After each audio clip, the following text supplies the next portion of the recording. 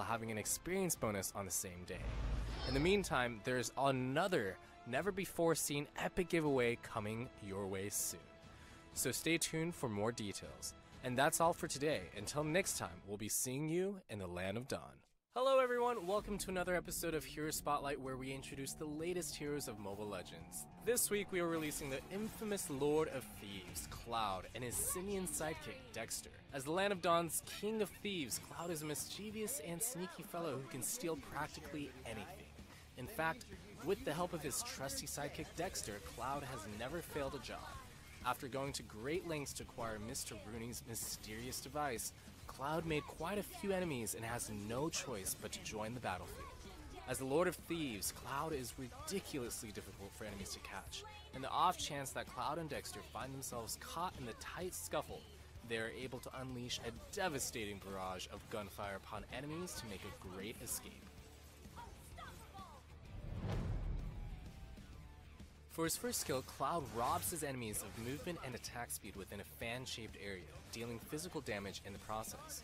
If the crowd control of this skill wasn't enough, Cloud gains a certain amount of the movement and attack speed he robbed from enemy units, although the precise amount depends on the number of enemy units affected. Cloud can get a higher buff if he steals movement and attack speed from enemy heroes, so keep that in mind. Using this skill, Cloud can ensure that he can move freely while hindering his enemies, thus creating a safer environment for him to eliminate enemies. As for his second skill, Cloud uses Mr. Rooney's device to summon a mirror image of Dexter, which auto-attacks enemy units. Activating the skill again allows Cloud to instantly teleport to the mirror Dexter's location, indeed making Cloud quite difficult to catch. Dexter's mirror image deals physical damage and carries the effects of his basic attacks. This skill is highly flexible.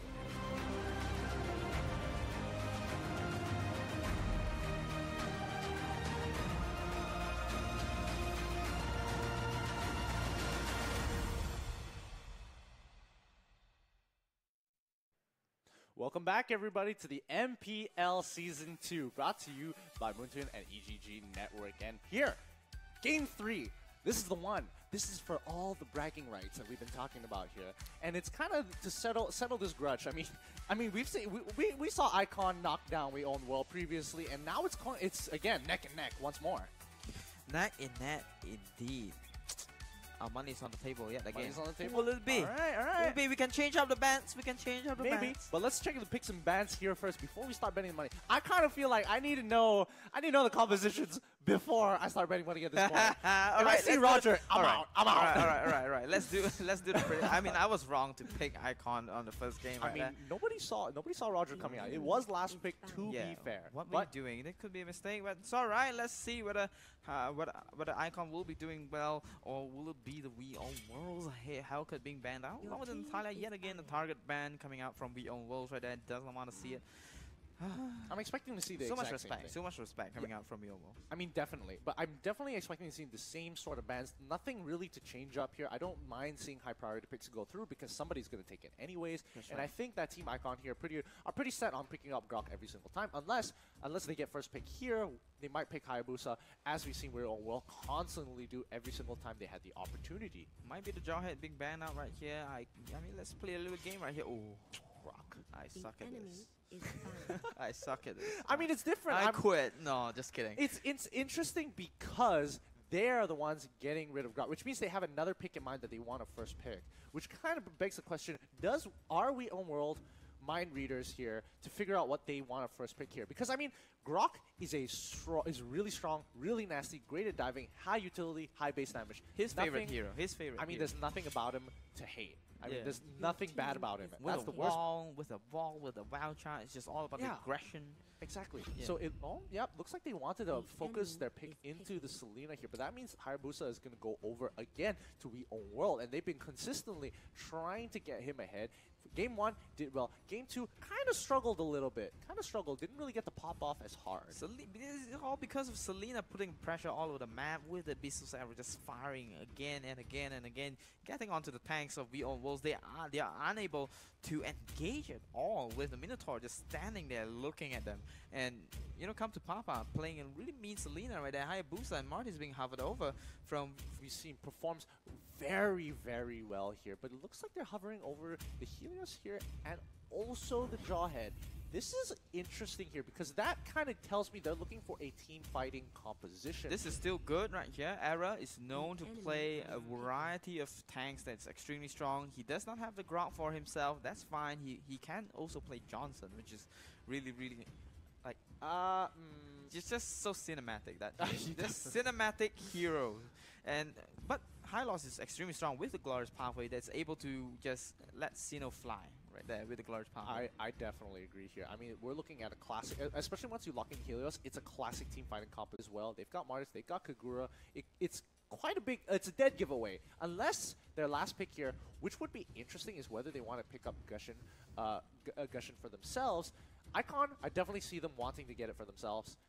The question is, do they want to, like, you know, add another mage in? They already have Selena on their lineup right here. So, oh, what?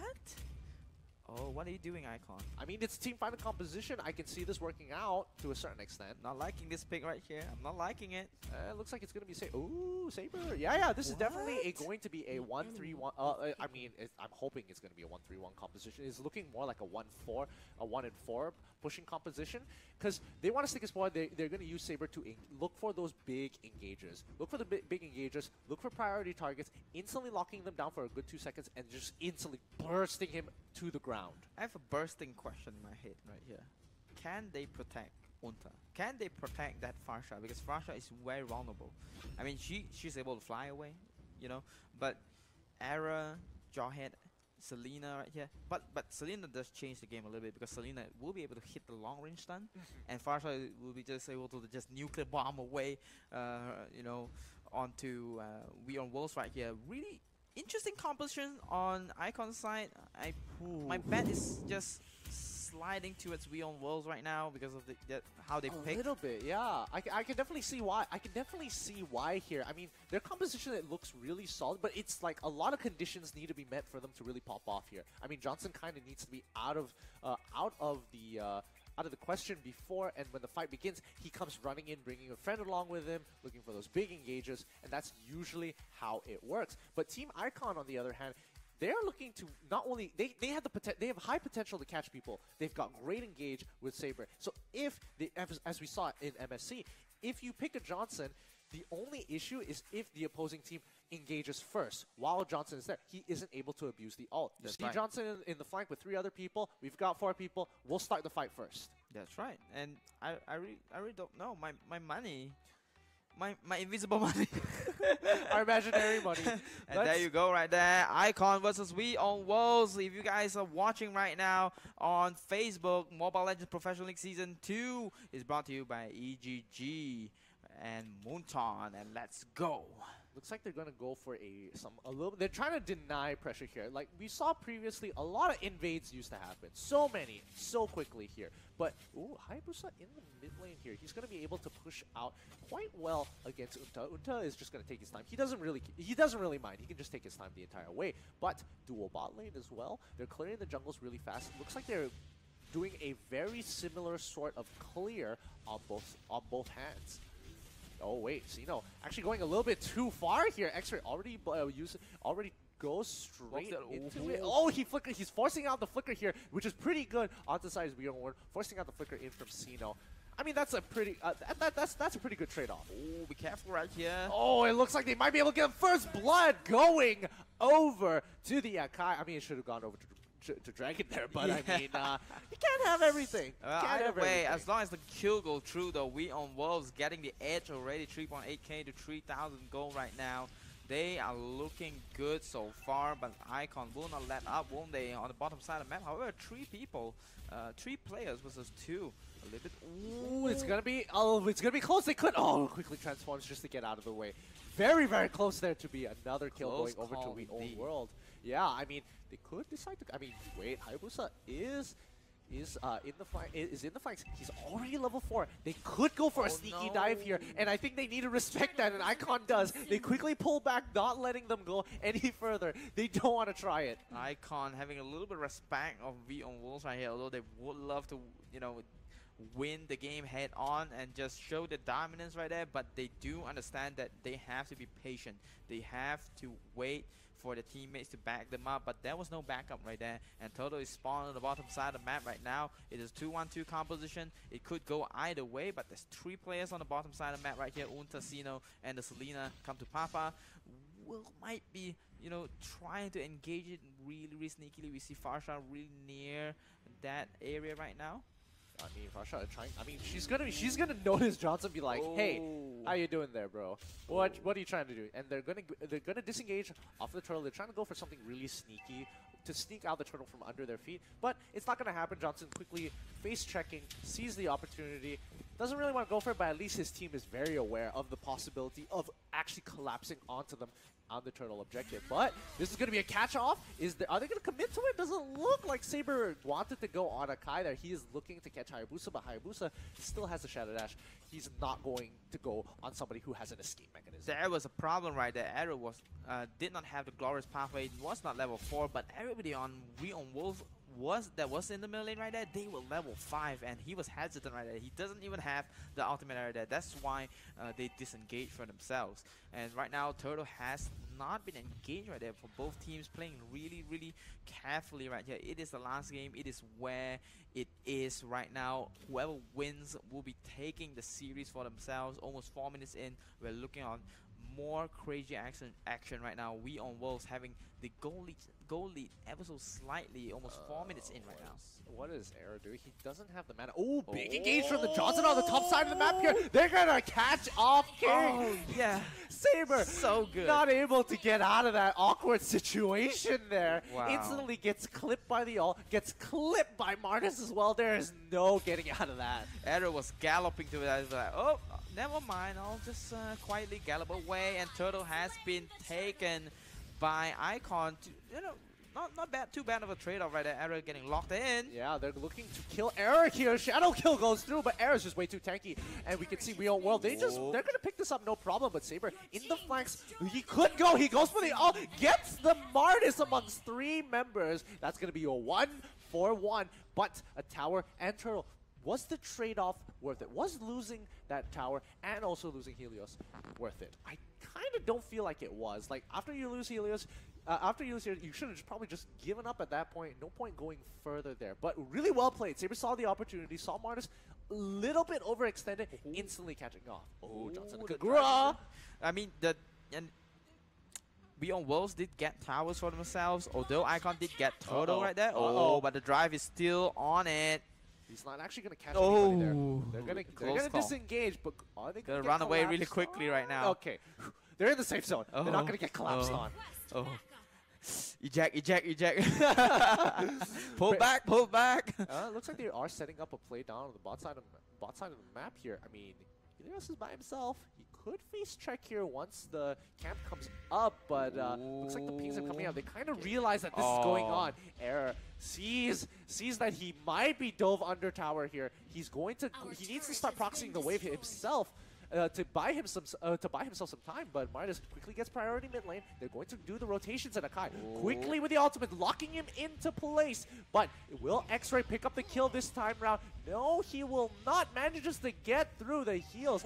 Coming through, locking in Martis, and he gets picked off by the tower. Selena, and Johnson misses the ultimate. Oh boy, this is going sour for We Own World as they are getting picked off one by one. Kagura knows that he has to protect the top side of the map. Saber and Jawhead have been knocking down towers as this fight has been going on. We Own World have lost so much more than they anticipated with this play. What a turnaround there by Icon. That team fight will bring them the lot right here. They will profit from this really well. We on Wolves having players being down on the gray screen simulator right now. They will spot Icon trying to do the lot, but will be disengaging for themselves. Want to go a little bit safe right there. Does not want to force it too hard on We on Wolves. We on Wolves does know how to play really well. They are going for the team fight right now. Looks like it's going to be a big ultimate. This is the fight they've been looking for. A great engage by Icon and Johnson. The back line is getting taken out so quickly as they have to peel backwards.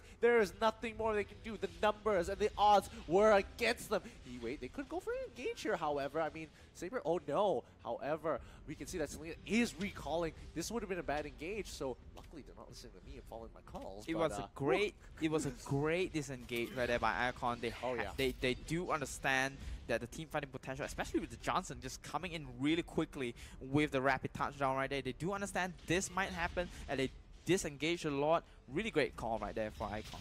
Definitely, and I think especially for Icon, only losing Sino in that situation was the best possible situation here, because Sino, he's pretty far behind. He's there for utility mainly. He doesn't have the damage just yet, so he was willing to take the hit for the bigger members of the team. That's right, and we see Farshawn right here having the rapid boost for himself. The Abyssal Arrow goes through, and let's see what's going on right here. Oh, Sino in the back line. Is he going to be able to pick off Dragon there? I mean, he's getting locked out pretty hard, but it's not going to be enough. The damage coming through. Is it going to be enough? Saber finally gets the ultimate. This is the fight that Icon have been looking for, and using Unta as a big zone mechanism, instantly picking up on a couple of kills for themselves. They want a little bit more here. Kagura going in the back line. Is she able to pick it up? Yes, she cleans up one, but now there is still one more to be stolen away as Kagura picks up another one. I thought that was going to go over to Martis there, but Kagura picking up 2 kills, saw the opportunity, hops over to her umbrella, and chunks them all out. The back line didn't even see it coming. It was neck to neck, 2 for 2, but We Own World somehow find themselves in advantage position right here. We'll be trying to get a rapid touchdown onto Sino, and Sino is still here. We Own World does know that they are here right here. Sino. Oh no, this could be bad. Did they steal the Lord away? No, Hayabusa actually gets the Lord. They have to get out of this. They don't mind losing a couple of members, but this is not a fight they want to take. Johnson is kind of in this awkward position where he needs to get out of there. The rapid touchdown was not going to be enough. Flicker being popped up. Jawhead flicking for a Helios forward. I mean, this is the utility that I was talking about, Helios, with Helios and also Jawhead. Jawhead can either flick your friends, flick your opponents behind you, but flicking Helios forward to get the stun and catch up, that would have been nasty to see. We Own Worlds right there was gambling with the Lord right there. Yeah. They were not in a great position to take that, and Icon was just wide open right there. Sino just eyeing onto the Lord right there, and they get it with the Hayabusa, and it looks like Sino. Johnson getting in, bringing in Hayabusa to the backline straight away. The rest of the team is quickly moving forward. Akai looking for the backline to push them back in, but he doesn't have the position, and a great disengage coming in from Icon. Really safe play by Icon right there. They did want to go for the aggression on the Lord. They want to clear this threat out really quickly for We Own Worlds, and We Own Worlds a little bit low right here. Might be reconsidering this in Wayne right here. Johnson has 50% health. This could not be good for We Own Worlds. Yeah. Oh, up there! But Akai tried to get through, isn't able to push anybody backwards. No. This is a very late follow-up coming in from We Own Well, and this could be bad because the rest of Icon is going to be chasing them down one by one, as X-Ray is going to be next on the chopping block. He's going to be going down one more time. Wow, what a fight, what an engage coming in from We Own Well. They took too much into their hands. No follow-up cost them that fight. That was uncalled for from We Own Worlds. They could have backed off from that. They had the Lord for themselves. They had other lanes to push, but they were forcing it so hard on the top side of the map, especially having no health at all. They could have split push. They had a Hayabusa. They could have gone for one right there. And my goodness, what a mistake coming in from We Own Worlds. I definitely feel like, first of all, no follow-up. Like, you hit, I mean, I think even the Mihawk was pretty surprised, like, I got a priority target. I got a Farsha. I got the Farsha. I need help. And Akai goes in, isn't able to get the position. And I think for We Own World, they really need a good position to get to the back line. And that's how they're going to play. They're going to be looking out for Selena. They're always going to be looking out for Faria as much as possible to start sniping them one by compared to Icon, who can play a very standard game of, we're looking for the engage. You missed your engage, I'm going to punish. That's right. Speaking of Kagura, though, she does play a lot. You know, she does provide a lot of utility for We Own World right here, but it has not been paying off right here. They were trying to engage all these big team fights right here, but just Icon is just really great at disengaging right here with the high loss, having, you know, the AoE along with the glorious pathway to assist his teammates to get out of all these dangerous situations. A great use of high loss. A great pick right there from Icon indeed. Definitely. I definitely think that they've thought about this. They've adapted a little bit better. Maybe it was just a little bit of rust. A little bit of rust in the first game. Play Roger to warm up, and then now... Yeah, a little bit nervous right there, just like us right here. A little bit nervous, and now we're getting comfortable with the game right here. It's amazing. 1-1 in the series, and whoever wins it takes the series. Absolutely. My goodness, Oh, Arrow. wait, this is the engage we're looking for. Saber catches somebody off, and it's just too late. They've already lost too many members. One member has gone down. It's going to be a 5v2. This is not what they were looking for. They catch one more. Johnson clipped at the very edge, could not get out, gets caught out once more, and Mega Kill going over to Gumta Papa, following up with his name. They are hungry for blood. Well, I did question the Farsha pick and Saber pick right now. I'm not questioning it. Boy. Oh! Zeno coming in with quickly lifting him off. A surprising amount of damage there. I was quite taken aback. He nearly takes him out there. And it looks like they're going to pick off one more. Unstoppable coming in from Selena, but Hayabusa is able to end that really quick. This is going to be their last defense, but it's not going to be enough. They're trying to end it here. They don't have the minions, but their cooldowns are all down. And once again, Icon will stand above We Own World for bragging rights. We Own Worlds here will not own this series so far, and our money is lost, our invisible money. There you go. Man. And it's because of the Selena. Look at the Selena. Look at the Absolutely. MVP. Yeah, I think that most people neglect. I mean, it's sometimes hard to see these abyssal arrows actually hitting, but they make such a big impact into the game, especially when you're at that range, at that sweet range to get that 4.5 seconds stun. Oh, those are Sweet 4.5 seconds. I mean, that's a really long stun. I'm not gonna lie to you. That's just, I'm not gonna play the game. in I can Mobile put down Legends my time, phone. it's extremely long because Yeah. most games are around 10 to 15 minutes. And Exactly. 4.5 seconds is like extremely long. Yeah, and in that point of time, you can basically consider yourself dead if you're in the middle of a Yeah, fight. that's like crazy amount of time right there. And there you go. Wow. I mean, Unta played a nasty game there. Really nasty. He was pumping out the damage consistently. We saw the statistics there. Just this red bar all the way right up there. Right up there compared to everybody else's. And I think it's really difficult to catch him off. Let's look at the highlights real quick, and maybe we can catch some of these moments in the game where actually we can see Unta dishing out damage and people kind of realizing like, oh no, somebody's got to deal with him. Real Wolves yet again having a close advantage, but throws it away right here. Martis diving a little bit too hard. Oh, this was the turning point, definitely. This was the turning point right Look here. at the guy. Gets hit by the abyssal arrow, gets punished straight away. So much utility. What are you coming supposed? in. I mean, what's the outplay? You get hit by it, it's over. I mean, they pick. I mean, for in terms of We Own Worlds, they have a composition that scales really well into late game as well. But they do have this aggression that was a little bit uncalled for in this game right here. They were a little bit aggressive for no reason. They had Lord for themselves and they had other lanes to push, but they just went for the kill for some reason. But they lost the game for themselves. They only have themselves to blame right here. True. I definitely agree with you there. I kind of feel like we got a little bit greedy towards A little bit greedy. That's right. That's towards the the word. mid game. Yeah, they were quite ahead, and then they started to abuse. But this was a beautiful moment here from We Own World, coming in with Kaguya in the backline. Yin Yang overturn. Yeah, they really turned over the fight here. But here's what I was talking about. A little bit of greed. They're looking for an opportunity. They take the turret. They could have just not decided to engage and take the turret for free and maybe look for a second engagement later on. But I think at that point, every one of their members had a different idea of when they wanted to abuse. Because in Johnson's defense, this would have been a great engage because this is going to be the longest distance between the Tier 1 and Tier 2 tower. And that's going to be a lot of distance to cover to get to your Tier 2 tower in comparison to Tier 2 to Tier 3, which is so short. That's right. Icon having the respect to back off and respect the aggression from We Own Worlds, but We Own Worlds at the end of the game right does not respect what Icon could deliver. You know, they already saw how Icon could turn over the fights during the mid game, and late in the game they were still diving into them. So I really question what they're trying to do right here. Maybe they're a little bit desperate. They're feeling the pressure right now. I mean, it's MPL. It's Mobile Legends Professional League Season 2, the rise of the legends. And in order to become the legends, is never an easy road. Never. I agree. And I kind of feel like these teams really need to really start thinking about their picks, really start thinking about the team composition and when the situation calls for something. And I definitely feel like MSC was a pretty good benchmark at seeing how people have been playing. You saw Philippine team; they were playing very tactical. Philippines. Yeah, they were especially I've heard amongst a lot of the casters they weren't really expecting because Philippines was quite new, but they showed up a very textbook game. And when I mean textbook, very strategical, very patient, you will never see them trying to greed. Clean execution all the way. Exactly. Aggression with reason. Exactly. Aggression without reason brings you death.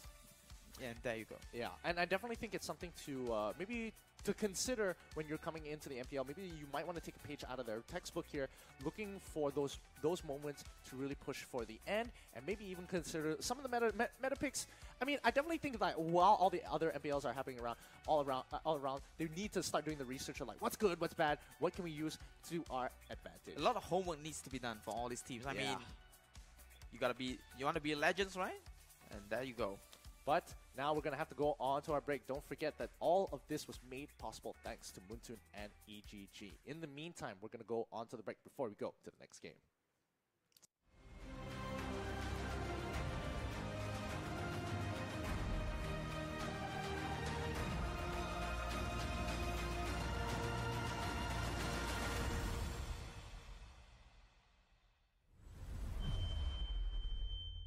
Hello everyone, welcome to another episode of Hero Spotlight where we introduce the latest heroes of Mobile Legends. This week we are releasing the infamous Lord of Thieves, Cloud, and his simian sidekick, Dexter. As the Land of Dawn's King of Thieves, Cloud is a mischievous and sneaky fellow who can steal practically anything.